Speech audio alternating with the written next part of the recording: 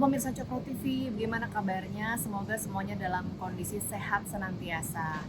Hari ini kita agak beda, keluar dari ruang tertutup studio, di outdoor aja supaya dapat udara segar, apalagi di saat pandemi COVID sedang tinggi ya saat ini.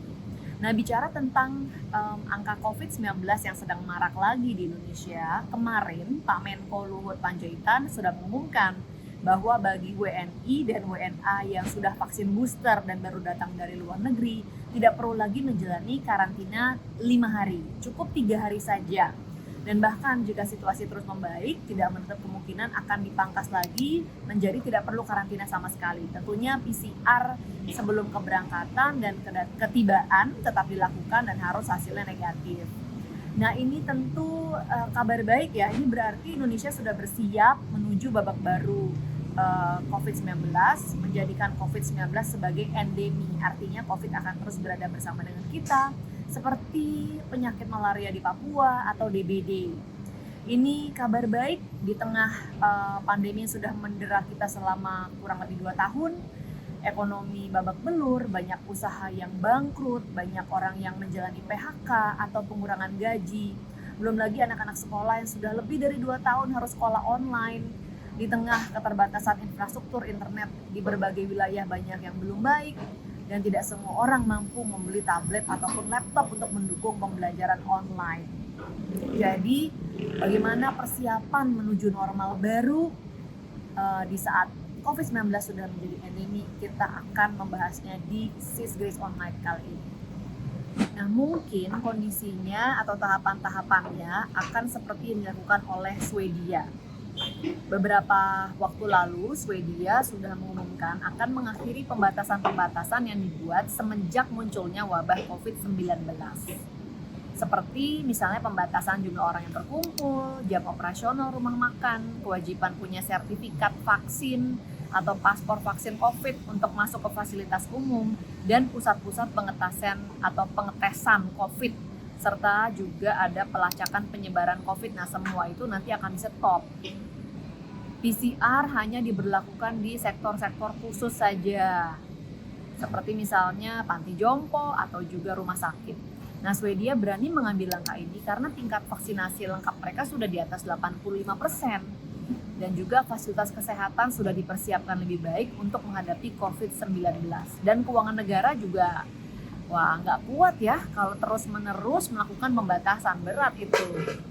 Nah, negara lain yang sedang bersiap menjadikan COVID-19 sebagai endemi adalah Singapura. Negara ini bisa dikatakan cukup baik ya penanganan COVID-nya. Tingkat kematiannya hingga saat ini hanya 0,002%.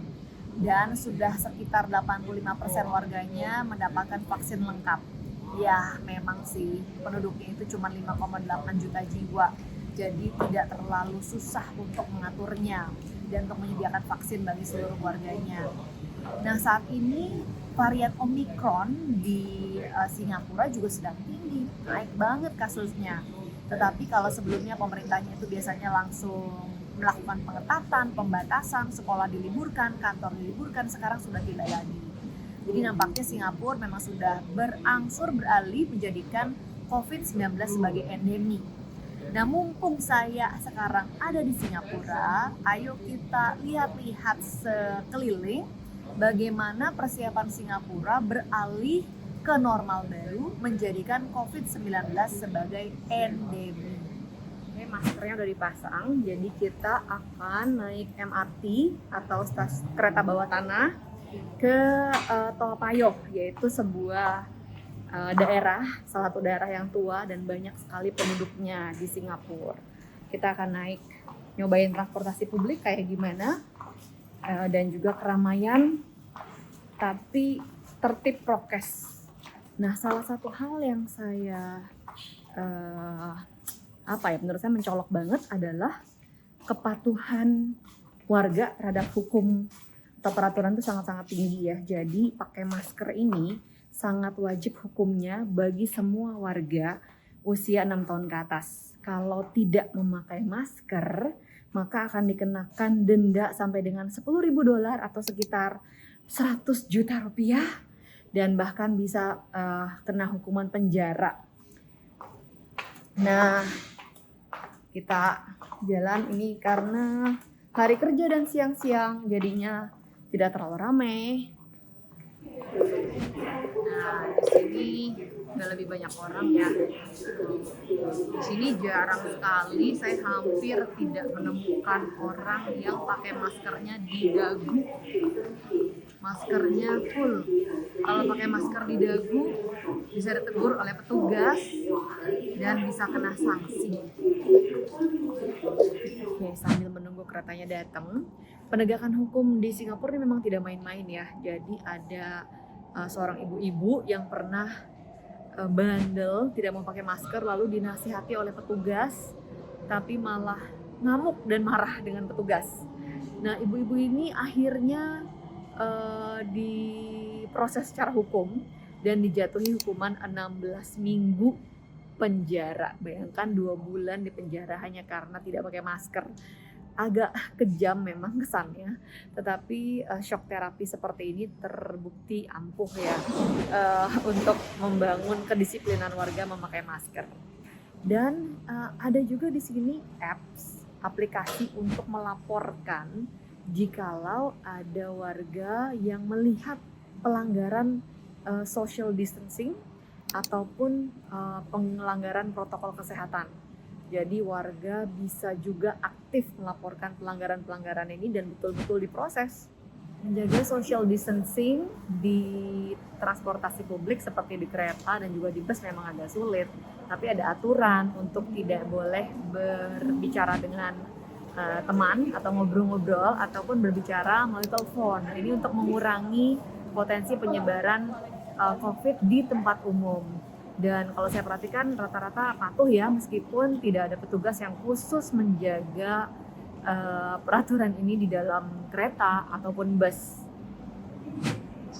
Nah, untuk memastikan agar warga patuh dengan peraturan baru selalu pakai masker di tempat publik, pemerintah Singapura menerjunkan ribuan petugas dan juga duta besar social distancing untuk memastikan warga itu selalu menjaga jarak aman dan juga pakai masker yang betul. Dan mereka itu ada di mana-mana, betul-betul ada di mana-mana, mulai dari di pusat-pusat perbelanjaan, di supermarket, di tempat komunitas warga, sampai di taman sekalipun ada petugas berkaos merah yang merupakan duta social distancing, dan mereka ini boleh menegur warga yang bandel-bandel itu.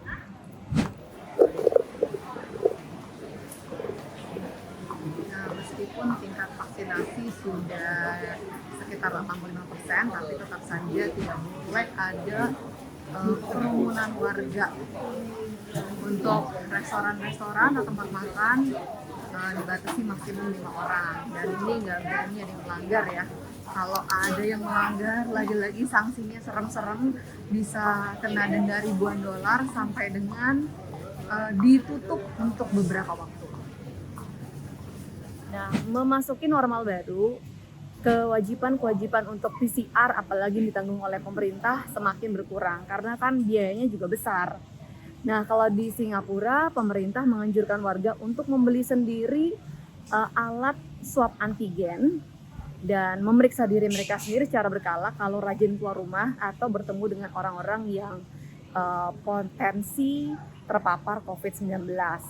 Jadi kalau di sini di mana-mana gampang sekali mendapatkan alat swab antigen itu, harganya sekitar $5 untuk satu alat ya. Di supermarket ada, di drugstore, Watson, Guardian, itu di mana-mana. Jadi gampang sekali untuk mendapatkan. Justru PCR itu relatif lebih sulit untuk dilakukan karena pasti akan ditanya dulu apa gejalanya. Kalau tidak ada gejala yang misalnya batuk, demam, atau kehilangan indera penciuman, disarankan hanya swab antigen saja. Dan harga PCR di Singapura juga jauh lebih mahal dibandingkan di Indonesia. Kalau di Indonesia sekarang sudah bisa 275.000, di Singapura itu masih sekitar 1,2 sampai 1,3 juta rupiah per kali PCR. Jadi PCR itu disarankan tidak usah sering-sering.